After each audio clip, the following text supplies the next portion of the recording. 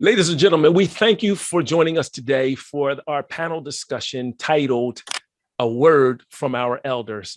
We have on board 5 what I call elders in the Black community who have served our community for 30 years plus. So we have 150 or more years of experience in one room. So this is a power-packed, hour-long panel discussion.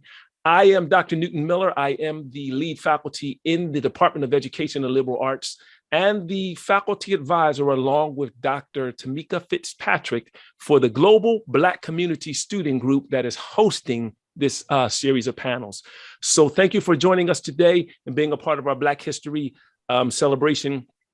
Our I'm going to say flow for today, our agenda is very simple. We're going to go ahead. I'm going to just simply introduce each of our panelists and allow them to talk more about themselves and to give us part of, I'm going to call it their flavor of the topic of a word from our elders, what our generations should know or not know, or how they view this whole topic around the issue of Black history. We left it wide open because I wanted them to give us their paint, their flavor to make the canvas unique to what they have to offer. So I am going to go ahead and start, and no one knows who I was going to call first. So everyone's like, who, me. So we're going to start off with a gentleman from the West Coast, Mr. Bishop Graham. If you can just tell us a little bit about yourself and your flavor around this whole topic of a word from our elders. Thank you very much for including me. And I guess I should offer a disclaimer that Bishop is my given name, not a title. So you don't have to edit your language for my purposes. I live in San Francisco, California. I'm a retired speech language pathologist, and I also was on the faculty at San Francisco State University training graduate level students who wanted to go into speech language pathology. My background is that I'm a native of Winston-Salem, North Carolina, and being asked to be part of this panel led me to think about my experiences growing up in the South, the community that I lived in. And I also reached out to a lot of my friends that I've maintained contact with over the past 60 years or more, people who lived in my community, people I went to school with. And so hopefully the experiences that I had back during the 50s and the 60s during the civil rights movement and my experiences in life will, lend themselves to the discussion. Wonderful, wonderful. Was there anything you want to elaborate on before we move to the next person? Any stories or anything you want to share? I don't want to leave anything out. Stories. Oh my gosh. Well, as I said, one important aspect of my life's experiences is that I grew up during an important part of the civil rights movement. And I remember I was actually arrested and we were taken to jail because we were protesting a segregated restaurant in town. And I was living with my grandmother at the time, and she had no idea what to do about me being jailed. Right. But fortunately, one of our other family members brought her down to the place where we were being held. And when this family member, my cousin, walked in smiling, it was such a relief to me that I didn't have to be afraid. Wow. Because she knew what was going on and how to manage the situation. Wow. And it put both me and my grandmother at ease. Wow. Because we didn't really know what the outcome was going to be. Right. Because we were teenagers taken to jail and what's going to happen after that. So wow. That's just one of the many experiences that I had as a child growing up during, I said, the civil rights movement. But I think more importantly, the community that I lived in will lend itself to the discussion today, the relationships with various people within the community, because we have to remember that back then, everything was segregated. Wow. Mm. So. Yes. Well, thank you. Thank you for that. Thank you for getting us started here. I forgot to shout out that we have folks from Dallas, Texas, from San Diego, from Memphis, Tennessee, Fort Drum, North Carolina. We have some folks from Pensacola, Florida, Memphis, Tennessee. I think I said that already. We have some folks. I'm not sure that we cover the whole East Coast. We have more folks that logged on since I asked that question, but I think we might have the whole country covered. I am going to move to this young lady who's near and dear. Oh, see, some more. They put some more in there. We got Goodyear, Arizona, Washington, D.C., Cleveland, Ohio. I think that does it. I think we hit all the time zones. I want to make sure we caught them all. So we're going to go to Miss Jackie Martino Miller. And if you could just introduce yourself and just tell us something, give us some flavor that comes from you about this whole topic of a word from our elders, the importance of it, the need of it. If you can come off mute, we greatly appreciate that. Hi, I'm Jackie Martino Miller, and I'm in York, Pennsylvania. It's a little chilly here. I grew up military, and I guess you could call me a military brat. And but I did attend South Carolina State University, hey, yay, yay, in Orangeburg, South Carolina. And during that time, we marched in the 70s. And some of our marches had to do with MLK's birthday being a holiday and some other things. Those are some of the things that I remember. When you talk about my flavor is education. My flavor is making sure that people know that they matter. Because I think they don't know that enough. And I'm an advocate of people. I try to mentor.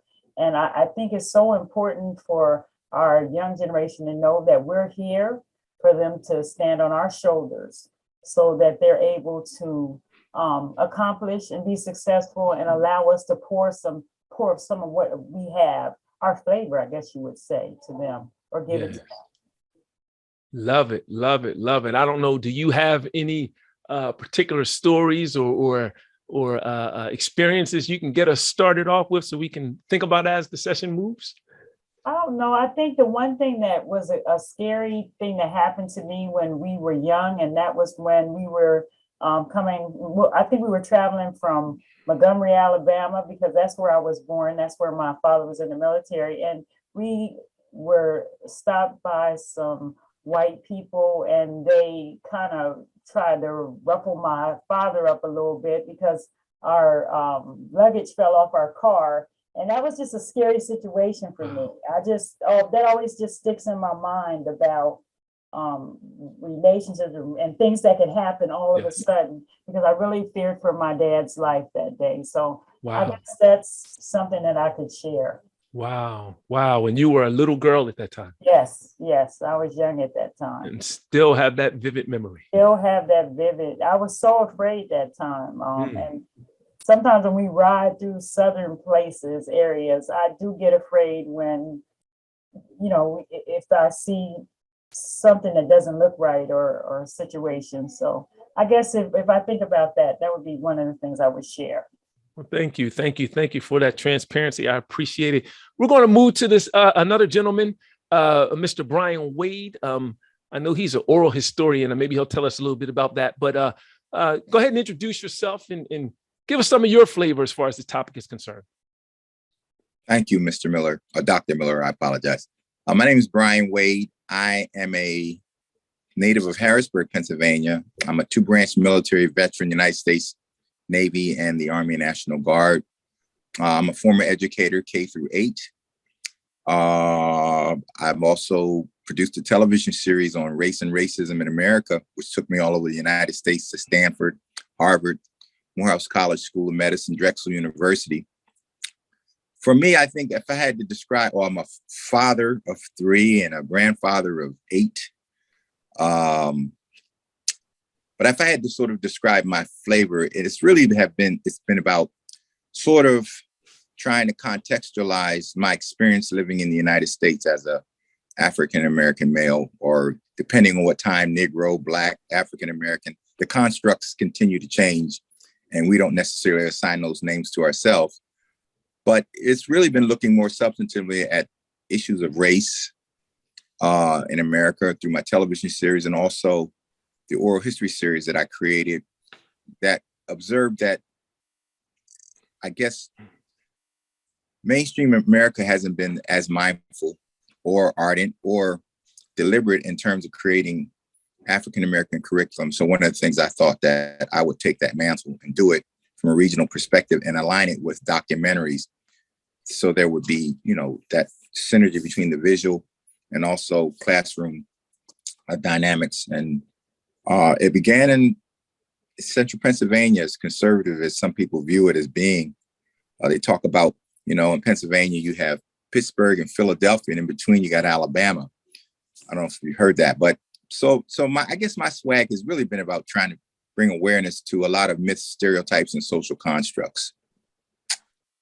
Wow. Love it. Any particular episodes, experiences, or anything you'd like to share with us before we move on to Dr. Lewis? Well, I would just say maybe one of my experiences has been working in York County. I also have a background in industrial manufacturing and doing inspection on or quality control work on some of the tanks that were being built. I came from a nuclear background and then went to military vehicles and was doing some of the inspection and quality control work, and come to find out that a lot of the work that they had been doing as far as welds and that type of thing weren't in accordance with the prints. It got so bad over time, I was just the only African-American in that quality control department, but it got so bad that eventually someone had the idea to put a noose on my desk and draw a picture and say, "Go back to Africa, monkey." Wow. So that's one of my experiences in terms of just navigating in America as a African-American male. Wow. I'm going to resist the urge, the rabbit trail on that right there, because because we have a very powerful young lady. And just, if you don't mind, I met in San Diego. I had the opportunity to present a reward, and actually her granddaughter won one of the awards that our university was giving out. So I presented it to her granddaughter and met her mother, and then here came her grandmother. So there was 3 generations of greatness, and I'm not just being kind here, standing in front of me. So I am super honored that Dr. Starla Lewis is on board with us today. I don't know, Starla, do you want to tell us about the movie that you also spoke on yesterday at the, I mean, you don't have to, but sometime before we're out, because you were in a wonderful discussion yesterday as well. So I'm going to get out the way and let you tell about yourself and give us your flavor as well. You're still on mute. This part's really easy for me because I'm going to introduce myself the way I've been introducing myself to my students for some decades. My name is Starla Rosette Lewis. I was born December 20th, 1949 in a colored hospital in Springfield, Missouri. I was born to teenage parents, Rose Carolyn England Lewis and Alan Lee Lewis. I was born one day after Rose's 18th birthday, so I like to think of myself as a belated birthday gift. I'm the granddaughter of Rosa Irene Ford England and Guy Littleton England. Alice Lorraine Lewis Nichols Bagley and an unknown white man. I am the great niece of Katie Elizabeth White Boyd. That's her right there. She was born in 1880 on a plantation in Missouri. She lived to be 100 years old, and she was my first source of wisdom. Aunt Kate, I also have to tell you, I have 3 absolutely beautiful and brilliant daughters. Their names are Shetta Hay, Kalita, and Aisha. Together, their names mean celebration of everlasting life and love. 2 of my children have exalted me, so I also hold the title of grandmother. I have a grandson. His name is Khalil. Khalil means friend of God, and we call him our first Black man because he grew up in a house full of women. My granddaughter is Alahi Shai Yemaya, and Alahi Shai means divine destiny, And Yemaya requires a lecture we won't have time for today. My children's name also represent my business or my company. It's called CELL, CELL, Celebration of Everlasting Life and Love. It's a life mastery human potential consultancy firm. I do a lot of work around self-love, teaching people how to love others. And I do anti-racism and transcending racism work, depending on what they're asking for.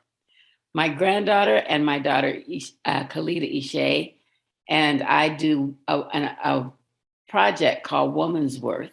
It's multi-generational women empowerment, and we encourage all the generations to come together and dialogue, because I don't believe in generation gaps. I believe that Aunt Kate and I were best friends. My story that I want to share with you is desegregating schools in Missouri and in Altadena, California. When I was desegregating schools right after Brown versus the Board of Education, 1954. And Aunt Kate knew that the teachers didn't want us there, the parents didn't want us there, and she didn't know how they were preparing their kids to deal with us. And so this is what she said to us. She said, "Child, when you go to school, there are going to be white folks who hate you simply because of the color of your skin. And they are not going to want to see you do well. But you are not to hate them, because hate only destroys the hater." She said, "Some of them will do it out of meanness, but most of them will do it out of ignorance because they don't know who you are." She said, "You are to treat all people the way you want to be treated." And that was the armor I put on when I was 5 years old. I've been wearing it ever since. And so I don't take racism personally, because in researching it and studying it, the reality is we're all victims of it, but we don't have to live as a victim once we understand what it is. And I truly believe that it is so important for parents, especially Black parents, to prepare their children to enter society after they're leaving home. And I don't think we do a good job of it. And then the other thing I wanted to share is in Altadena, California, I was being prepared to go to school. And in Altadena, the school was, well, I was going to be the person that make it no longer all white. And so my mother said, you know, there's not going to be very many Black children. Oh, well, she said Negro children there. And I remember thinking, well, I've been around other kind of people. It's okay. I said in my first class, I looked around, there were no other people of color. And then I went to lunch and I thought, oh, I hope somebody plays with me. And then this little white girl comes walking by me and she says, "Hi, my name's Sharon. You want to play with us?" And her friend said, "What did you ask her for?" And I thought to myself, I'm asked, I'm coming. And we became friends for years. But when we went back to class, the teacher gave us an assignment. And the assignment was, we're going to talk about our ancestors and where they came from. And these white children were saying, I'm Dutch, I'm Irish, I'm French, I'm English, I'm this, I'm German, I'm that. And I was sitting there at 9 years old thinking, where is Negro land? Because no one had told me that I had come from Africa.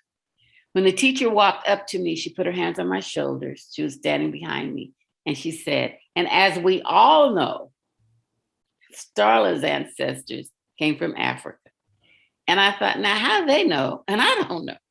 So I went home and I said, Mom, did you know that we're from Africa? And my mother goes, what? I said, did you know that we're from Africa? She says, well, yeah, but we don't know anything about Africa. And I said, can I call Aunt Kate? So I called Aunt Kate and I said, Aunt Kate, did you know that we're from Africa? And she goes, oh yeah, baby, my daddy came over on the boat. I was like, what boat? We have to teach our children where they came from. And we have to teach them about where they came from so that they don't believe that we started as enslaved people, that we started as free people. Because when I know I was born free, then I know I can be free. That makes sense. Wow. Wow. I love that. I love that. I love that. So just to kind of move into the conversation, I know one of our participants had something want to share, but just at this point, all of you, you talked about where we've come from. You talked about history. All of you kind of have, in a sense. There were two gentlemen, Booker T. Washington, W.E.B. Du Bois. At one point, they had conflicting, some folks say, theories. One was called accommodation. The other was talented 10th. The accommodation theory was more, just in a nutshell, where Black folks will provide for themselves their own libraries, schools, hospitals, grocery stores, things of that sort. W.B. Du Bois was more of a talented 10th, where folks would get together and send that talented 10th of the Black community out to different universities or places to get trained. They would come back and provide that service in the community until the next round, went out and the place that position was filled and they could choose to stay or leave. In a nutshell, I know I'm leaving a lot of things out. So all that being said, how do you feel about those two theories today? Is there a place for them today? Do you think we as Black folks should be leaning more towards accommodation, building our own, integrating to a larger population? What do you see with your wisdom as far as that's concerned? That's a big, long question, right? Well, I'd like to jump in because I have a short answer. I believe that both were necessary. Yes. I believe that whatever time period we're living in, there's certain things we have to do to survive. And then there's certain things that we must do to thrive. And so what my concept of both of them, blending them together and then taking them to the next level, I call mastery. We have to master our environments. We have to be creative in terms of how we address issues. And I'll give a quick example. When I got my job teaching Black studies at Mesa College, I got an anonymous phone call. And the phone call, the person on the end of the phone said, I know you'd be really good for this position and I know you want it, but this is a very conservative institution. And so don't come here in those African clothes you like to wear and do something with your hair. And I had big Angela Davis hair. And I heard her. And so I went out, I bought a suit, a black suit, white blouse. I bought stockings, hadn't had those on in about a decade. I got some pumps. I didn't wear those either, but I could still walk in them. I went in and I did my interview. And when I did the interview, I was talking about perception, blah, blah, blah. And I had on this suit. So I love visualization. So I had them do a visualization. And when their eyes were closed, I put an African dress on top of my suit and a crown on top of my head. Wow. And I said, and when they opened their eyes, of course, they were stunned. And I said, how do you perceive me differently now than before? I got the job. I like it. And that was the last time they saw the suit. That's the last time they saw my hair in a flip. So I'm just saying, that's called mastery. How do you master your environment? You do what you need to do, but you also be who you are. I love that. I love that. Anyone else have any input? You warned me that an hour wouldn't be long enough for this activity. And just listening to Dr. Lewis, certain things have come up. She mentioned being born in a colored hospital. Well, I was born in a colored hospital, but the special thing about that is that my mother was the head nurse in obstetrics at this colored hospital. Wow. And so I knew, as growing up, I knew everybody in town. And once they heard that I was Nurse Graham's son, the door was wide open for me to walk in. I was okay because I was Nurse Graham's son. But you also mentioned Altadena, California. I have family from Altadena. The last name is Mellinger. Edith Mellinger was an educator in Altadena. But also Black studies. I am so very fortunate that at my university, San Francisco State University, they had a Black Studies and Ethnic Studies program. And those courses were so different than my major, because in those courses, you couldn't sit there. I mean, those professors walked around, put their hands on your shoulder, and you had to indicate that you knew the subject matter, that you did your homework. It wasn't just sitting there being quiet and passing the test. And I really appreciate that. And one of the most, oh gosh, what's the word? I don't know, interesting is not the correct word, but one of my professors at San Francisco State was Angela Davis. Wow. And she talked about, race and class in a very, very big way. And again, she went around the room and called you by name, and you had to participate. Mm-hmm. And I think that's what education should be. It's not just about passing the exam. Wow. Love it. See, I knew you had a book to write, but that's another conversation for another time. I don't know. Does anyone else want to chime in on that whole? Yes. Go ahead, sir. Absolutely. Well, you talk about Du Bois and Booker T. Washington, I believe, correct? Yes. So you look at those two, I think, contrasting approaches, the talented 10th and then the co-op approach. And I think when you look at when they were developed, would have been in the throes of Jim Crow, the period of Jim Crow, 1900s. It was after Reconstruction, so it would have been during Jim Crow. I think when you look at the talented 10th, that 10%, to me, the modern day manifestation of that would be sorors and fraternities, and some people would criticize that they've been good at sort of coalescing amongst themselves relative to businesses and things of that regard, because they probably are closer to access to knowledge or information or power, because they tend to be associated with higher state government or federal government types of positions. Booker T. Washington was more about that co-op, like you talk about the Black Wall Streets in Tulsa, Oklahoma, where Black groups coalesced and were able to develop corporate structures. And not only in Tulsa, Oklahoma, you see many of them around the United States during the period of Jim Crow. Right. And most of them were destroyed too because of virulent racism in America. So you look at both of them within the context of how we fared. I talk about quality of life indicators, employment, education, healthcare, and housing. And when you look at the various ethnic groups, we still lag at the bottom from some of the research that I've seen. I'm reminded of a guest I had on my television series, Dr. Andrew Hacker, Two Nations Separate and Unequal, Black when one white. That was based on the Kerner Commission report of 1968. And so integration to me has really exacerbated, I think, dynamics of segregation. Dr. I forget his name. Think of the name.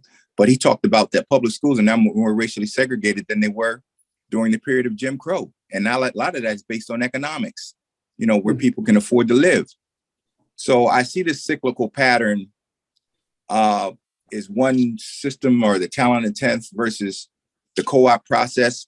I think it all still gets absorbed within the broader power structures within America, ultimately. I guess in some ways I'm frustrated, right? Because I think basically people of color did better during the period of Jim Crow because they had to. The dollars turned in their communities more so. There was this collective cooperation. And you also had the doctors and lawyers, part of that talented 10th, they lived in those same communities. But integration, in a lot of ways, I think dispersed that kind of cohesion that you had during Jim Crow.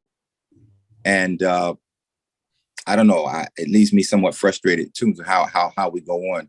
Marcus Garvey, he was about self, independence and self-liberation. And we have these glimmers of light, and then for whatever reasons, they're sort of snuffed out. So it leaves me somewhat feeling, I think there's always hope, but it doesn't seem like it lasts for long periods of time in America, in my opinion. Can anyone speak on their relationships or interaction with the talented 10th? I can speak on it. Having gone to college, I try to, reach out to those organizations, the fraternities, the sororities, that type of thing. And in a lot of ways, I'd never pledged. but I'm like persona non grata because I didn't become one of them, or I wasn't part of their system.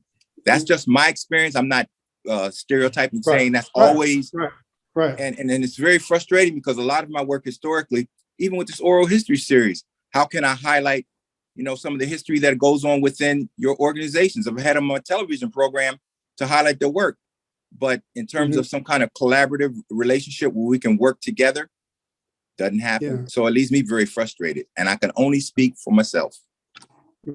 In my community of Winston-Salem, North Carolina, I experienced both. Doctors, lawyers, live next door to tobacco workers because we had to live in segregated communities. Right. Now, some of those professionals, their children could not come out and play with you. Others was not the case. I mean, you could walk down the street and Dr. Jones might be out, mowing his lawn. He might speak to you, whereas Dr. Smith, he might just ignore you. So like I said, I experienced some of both of it because, Dr. Smith might stop and say, how you doing in school? Where you going to go to college? Right. So it was a mixed bag, based on segregation that, some of those talented and some of those people who are professionals would not give you the time of day while others encourage you to do the best. Oh, just to be clear, all your neighbors, the segregated neighborhood, were all Black. Oh yeah, all Black. Wow. But the one thing I want to make sure I include is that, tobacco was big. Tobacco was king in my, R.J. Reynolds Tobacco Company. A lot of people worked in R.J. Reynolds Tobacco Company. But the one thing I noticed is those people who were laborers, they wanted the best for their children. And they would say to them, if I have to work 2 jobs, you're going to go to college. And that was a very, very common response. Right. I want to, because she's been quiet and I know she has a whole lot to offer. Doctor, listen, I'm prophesying here. Miss Martino Miller, do you want to chime in on that? Because if not, I have a question that I want to ask you, but if you have something to add to this, I would love to hear it.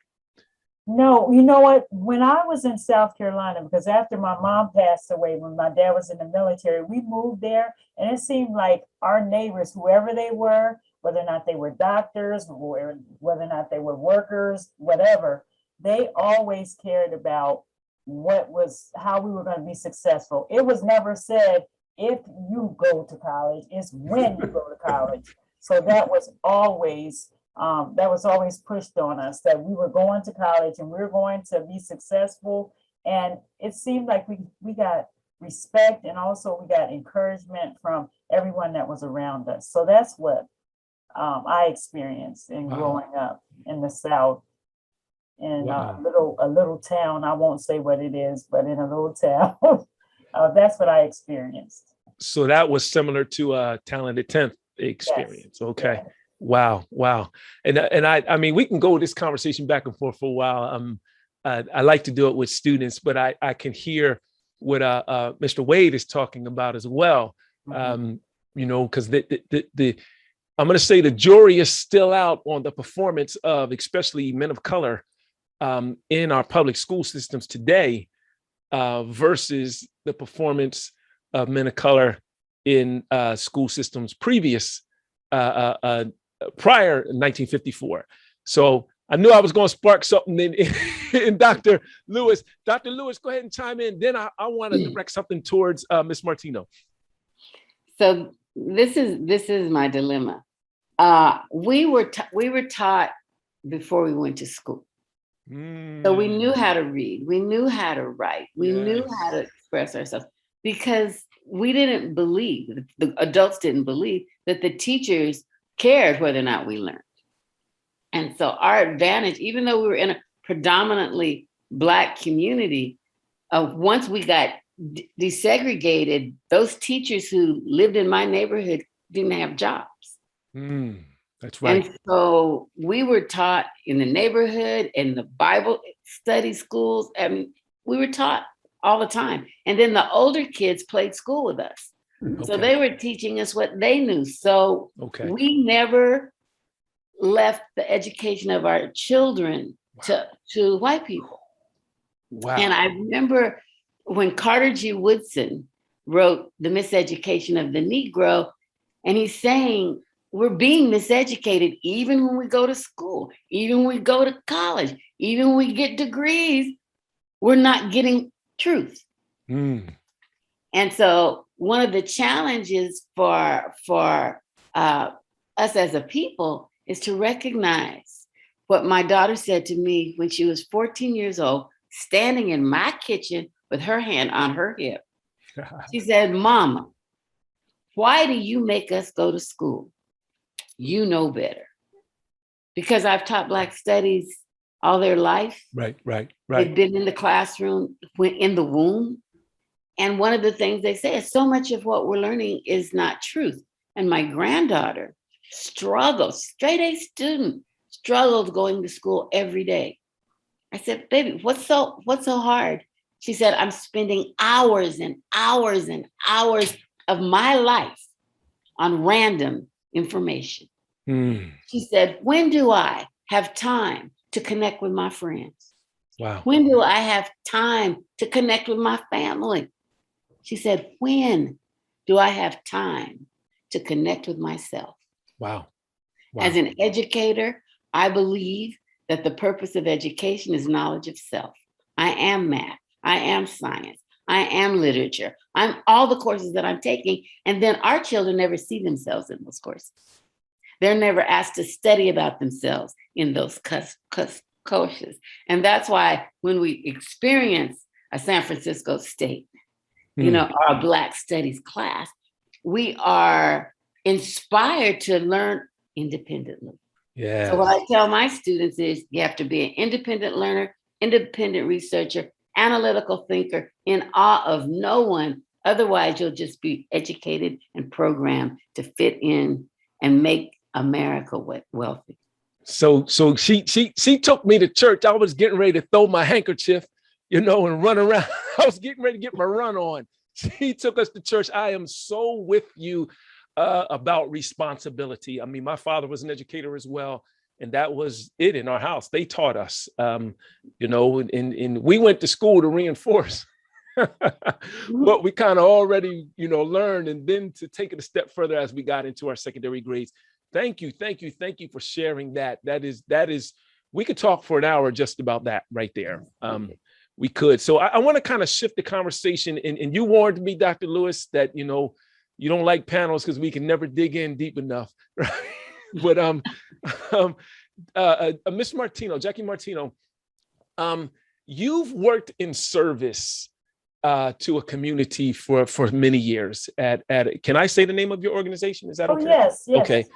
At the Crispus Attucks Community Center in York, Pennsylvania. I know that you serve as the CEO of the charter school there. I think I'm saying it correct. I think we had some of your titles incorrect, and you can fix that. But I had the opportunity, folks, to serve under Miss Martino for a minute in my career. And I can say right away that school stands right by what Dr. Lewis just said, that education is about finding oneself. They help those young people learn who they are and what they contribute to society, and then make a means for them to do just that. So having said that, Miss Jackie, is it all right if I'm just going to call her Miss Jackie because that's how I know her, right? Who's been a champion in my life, by the way. Serving versus being served, because I know you've given your life to service in your positions. So my question is two-part. Is one more important than the other? And have you noticed any shifts in the importance, or I'm going to say how our generations are embracing that concept of serving, our communities over the years? Yeah, I knew you were going to ask me this, Dr. Miller. This is a hard one for me because of the youth build movement that I'm involved with. Because we are taught to be servant leaders. Right. So we are taught to be, we are always to be of service to someone. So, when you think about the traditional leadership, you think about maybe thriving to have your organization be better and build. but we have to sometimes think about the people that we serve. Not sometimes, we have to think about that and focus on developing individuals so that they can be successful. And that's what we try to do at our school. To me, I think that serving is more important. And I see a trend with some of our young people that we have now, even that want to serve, want to do that volunteering in the community, think it's very important. Even if they're working and doing other things, they think that that part is important. They know that part is important. And I feel that way because, as I said, I'm a servant leader. So I know that that's what I'm here to. I am here to serve. I am here to give back. I am here to pour into our young people. I am here to let them know that they matter. One of my favorite sayings is on a t-shirt. It's, I am my ancestors' wildest dreams. But it says, I am magical, I am intelligent, I am innovative, I'm influential, powerful, resilient, and I'm my ancestors' wildest dreams. Who would have thought that some of our young people and some of the things that have happened since slavery and even after that would have happened? No, I'm not saying that it's a perfect world, because our history has been a very painful and uncomfortable one for people to hear, that it has been uncomfortable and it has been painful. And I think that's part of some of the problems that even some of our young people that are white and their parents, they don't want them to hear and understand the history.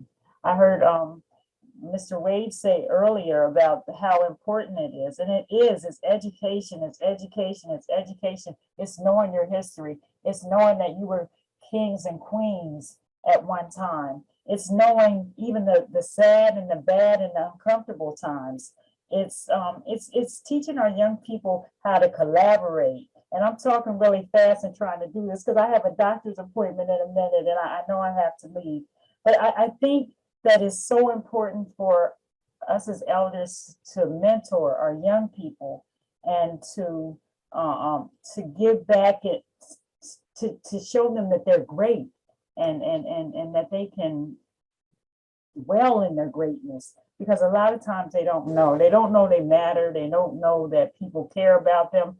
Those are some of the students that we deal with here, that they feel like they're a product of their environment, but they don't have to be that. They're just they can be a product in their environment. So I went off I guess I went off a little bit, but I just wanted to just say that for me, I am a server.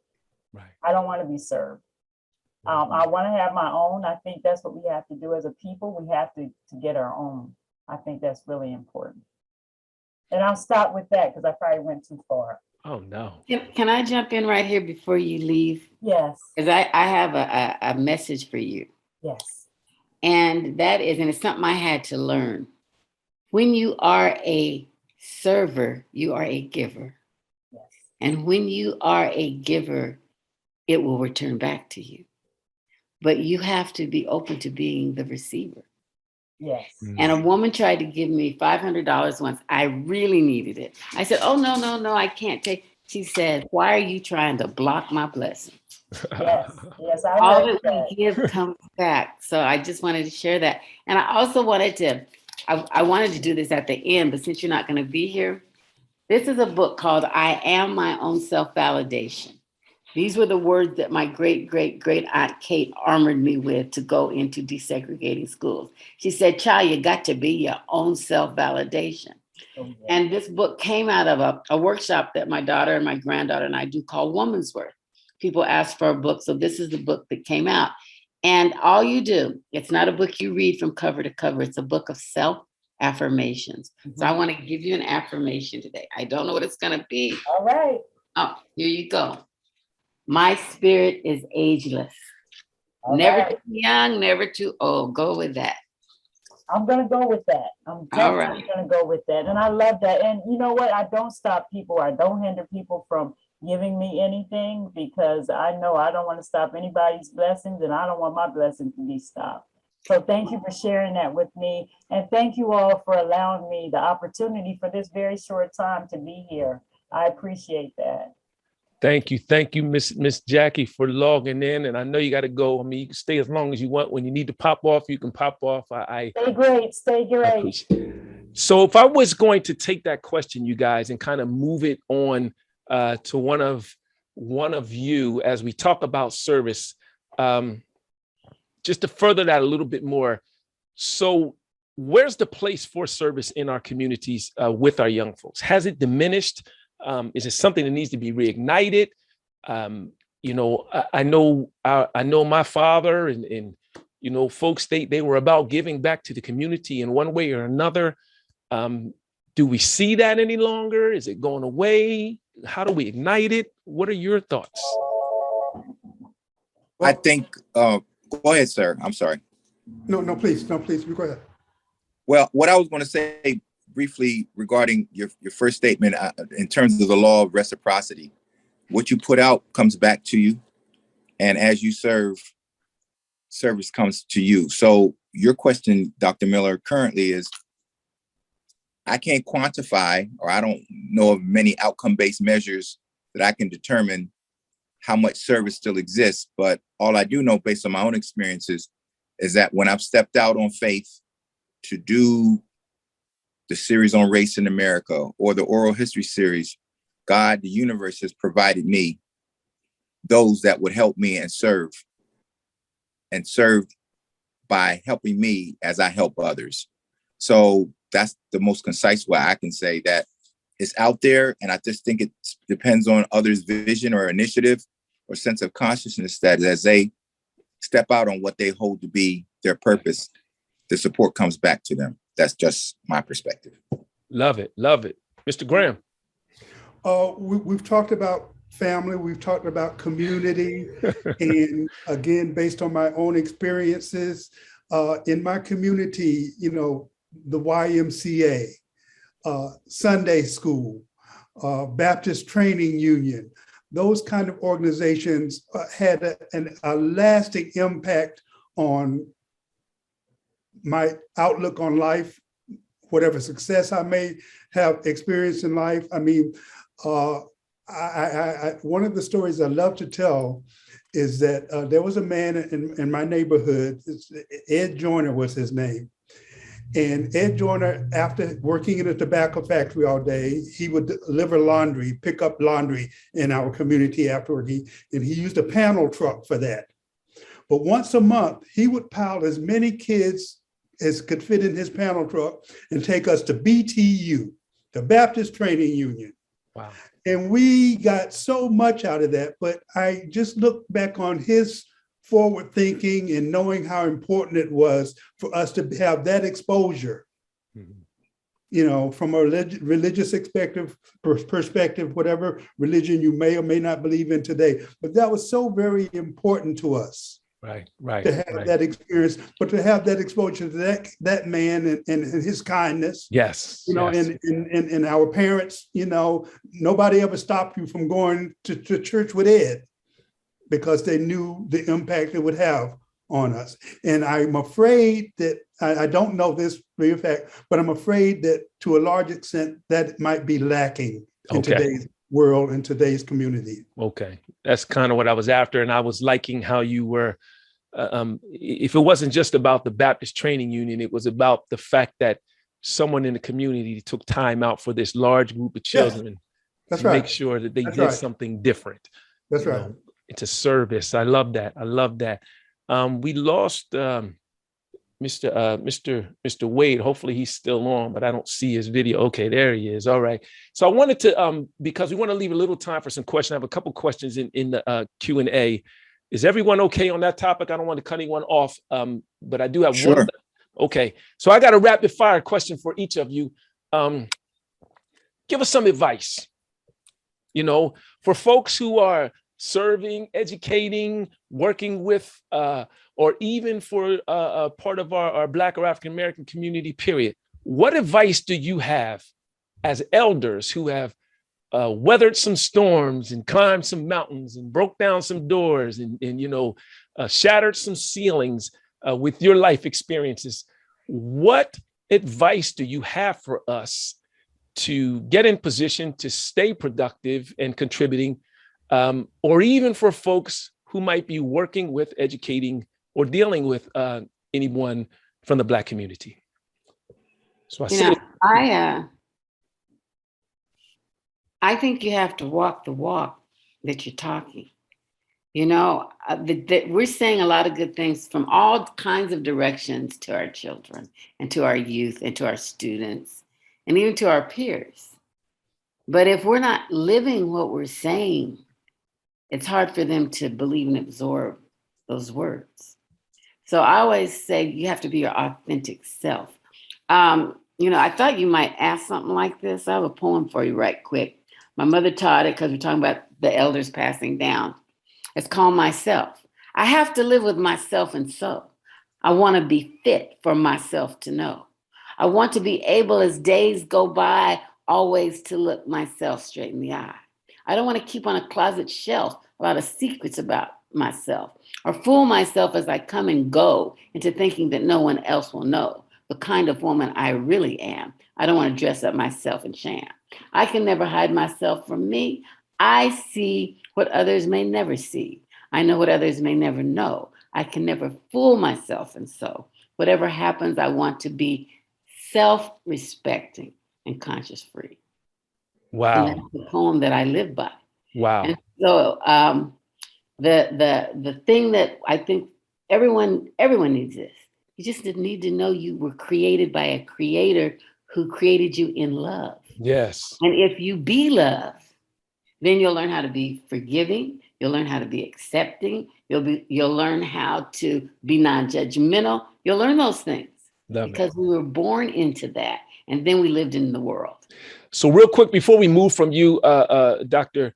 Lewis, how can folks get in touch with you? You seem to have a lot of resources. I want to make sure they know. Either you could drop it in the chat or we can drop it in for you.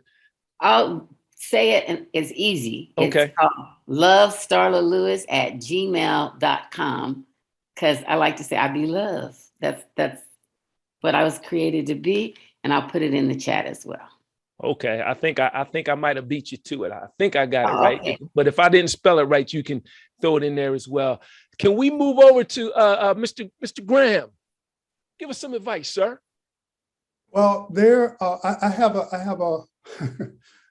I don't know how much we want to reveal. I have a cousin who has a teenage daughter, and they live in what might be a predominantly white community. And I don't want this young lady to lose her sense of self. So every chance I get, I provide her with reading material that I think would be constructive to her development. But it's more than just providing her with it. I want to talk to her about the content of the reading materials that I provide her. Now that's just one person, but I think in general, when I have an opportunity, I want to lead by an example, of what, I want to be an example, but I want to take the time to spend time with young people so they'll know what the world has to offer them, not just what somebody's going to give to them. Love it. Love it. Love it. Mr. Wade, what advice do you want to drop? In science, it says for every action, there's an equal and opposite reaction. And with respect to myself, I think being intentional has been my guiding star, my guiding light, is that as I purposed how I wanted to serve, I walked towards it and doors open. And as I served and impacted specifically students from kindergarten to third grade, because you don't find many Black males at that level teaching, because they would say generally men don't have the patience to deal with children that young. But I knew that those formative stages, that was very important to have some kind of, I don't want to say role model, but they knew that I cared. And I think because I lacked that myself, being given up at birth and not having the kind of support systems. So I thought that would be best for me to serve. So I think just being intentional about what you feel God has for your life, and the universe will open doors for you. And they say what you do echoes into eternity. That vibration of energy that you leave in this life it impacts everything around you. So that's just my thoughts. Wow, we got some good stuff. Be intentional, share the information and knowledge, be your authentic self. We have some good things here. You guys, we had a couple questions in the question and answer. I'm not sure if we better get to both of them. So what I'm going to do is throw them both out there because I think the answer might be tied together. So both the questions were this: how do we help children whose parents may not have had these community experiences? I'm assuming they're talking about the ones you've had. And what are some messages we can send? And here's the other question. So do you think we should be disrupting the educational system or setting up schools for Black children? I think I can hear both of those answers kind of intertwined together. So I'm just going to throw them out there and let any of you jump in the way that you see fit. Well, I would say being intentional. Again, that's one of the reasons I created the oral history series, not only with documentaries, but curriculum for schools, because we don't have ethnic minority curriculum for the most part, as far as I know, in schools in the United States. Because I know, for instance, in York County, they had, I did a survey. There wasn't anything that met what you call National Common Core standards, Pennsylvania state standards. So I think in a lot of ways, you have to be intentional again. And if you see something, if you're waiting for maybe a certain system to do it and they haven't done it, it's probably not going to get done. So again, it's something we have to do to impact the quality of life for our children in terms of helping them realize themselves and being aware. And I'm seeing the results already in a particular charter school in York. I mean, matter of fact, we're having a statewide broadcast March the 3rd, where I'm going to be partnering with a group called Black History 365. And they're doing the same thing on a national level that I'm doing on a regional level. They're not doing the documentary side, but they have outstanding curriculum materials. The group is called Black History 365, and my organization is Keystones Oral Histories. So I think being an educator, being there in the trenches, but now being not in the trenches, but saying this is how I can support building those trenches around these children is by this, having this information. And I'm seeing really positive signs on a micro level. I want to jump in right here because I know we're running out of time. I teach Black studies because I'm 18 years old. I'd never heard of my history other than what Aunt Kate taught me. We need to be telling our children our stories because we're living history. So we can talk about the civil rights movement and the anti-war movement and all those things that we've lived. We can talk about the Black is Beautiful movement and the self-love movement, et cetera, et cetera. And we have to understand that our children need history, but they need to be reading books by Black people. They need literature and all those rich stories that help give us that foundation. They need documentaries, and I'm going to jump in real quick. The documentary that you wanted me to talk about was the mass murder of the Black people in the church. But I have to say, Spike Lee did a documentary on 4 little girls who were murdered in the church. We need to be comparing and seeing and analyzing our history. And then we need to see the powerful stories that are about our accomplishments. We need the balance because that's when we want to keep listening. And we need to know what's going on in the Ukraine. Black people are being pulled off of buses. Black people are not allowed to get rides to the border. And these are the people who are Black Ukrainians. Indian people aren't. We're not talking about this. I hardly ever hear it even on the news. So we have to be global in our consciousness because we are Black people throughout the diaspora all over the world. Wow. Love it. Mr. Graham, is there anything you want to add to that as we close down? We're educators. We've been trained to reach out and teach. Mm-hmm. And my concern is that in many, many households, what Dr. Lewis just said, it's not happening there. It has to be beyond the classroom because the classroom is not going to satisfy this need. Families need to take their kids to museums. Families need to, talk about the 4 Black girls that were killed. It has to extend beyond organizations. Organizations can play a big role in it, but my concern is that families are not Right. spending enough time teaching their kids about our history. I remember being waiting for some friends in front of a museum once, not too long ago, and the museum wasn't open, and there was a line of people stretched, 150 people or so. And for some reason, I looked at that line of people, and unfortunately, none of them were Black. People and I can't keep teach asking what they myself, don't know. why? Yeah, Why? people can't teach what they don't know. Yes. Yes. You can't go out and find what you aren't looking for. Black students say to me all the time, "I'm Black. Why should I take Black studies?" Because they don't realize how much they don't know about themselves, and they don't see themselves in one another.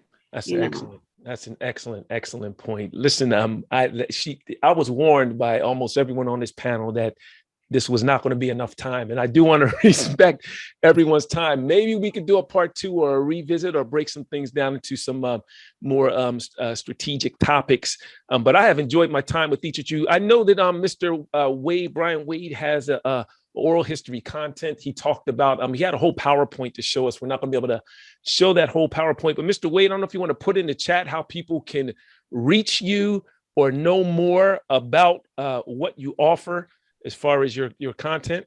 Well, I would say we're getting to shut down. It's if they Google Keystone's Oral Histories and Brian Wade, because our website is down right now. We're getting ready. We're making some changes. But if you go online, there's a lot of information. Matter of fact, you can see my last documentary, which airs on PBS online. And so anything that they need to know about Keystone's Oral Histories, have them put in that with Brian Wade, and how to contact me, and everything is online. You can actually watch the documentary. Okay. A lot of the collaborations I have with colleges and schools and that type of thing. Excellent. I wanted to point that out because I want to kind of sum up the questions that were asked and how they were answered so wonderfully by each of you. So what I'm hearing is no, not necessarily dismantling a school system, but blending in or making Black history a part of the standard content so that everyone has a place in those districts, in those school systems. I'm also hearing that the family is key, and getting families involved with educating or taking the responsibility to educate themselves. I know I'm leaving a lot of stuff out that you guys have said, so I want to get one last nod from all of you. Are we okay to shut this down? I don't want to leave anything off the table that you think should be on. Other than that, I'm seeing. Thank you for the opportunity. Excellent. Dr. Lewis, I know you're not empty, but are we okay to close down? Well, I hope the panel can stay on for just a few minutes so I can get them. Excellent. Mr. Graham, any last things before we cut it? My education was extended by hearing from all of you. Excellent, as was mine. So, ladies and gentlemen, we thank you for tuning in today for the finale of our Black History Celebration events here at the University of Arizona Global Campus, hosted by the Global Black Community Student Club, where the advisors are Dr. Tamika Fitzpatrick and myself, Newton Miller. Thank you for coming in. These recordings will be available to you shortly. And again, if you have not done so yet, please go to our website. It's bit.ly/UAGC BHM 2022. It's on the flyers. Go to our website and we'll make sure it's available for you. Thank you. And remember, I don't care whether you're red, black, red, yellow, or brown. You are Black history. Have a great day. Thank you. All right.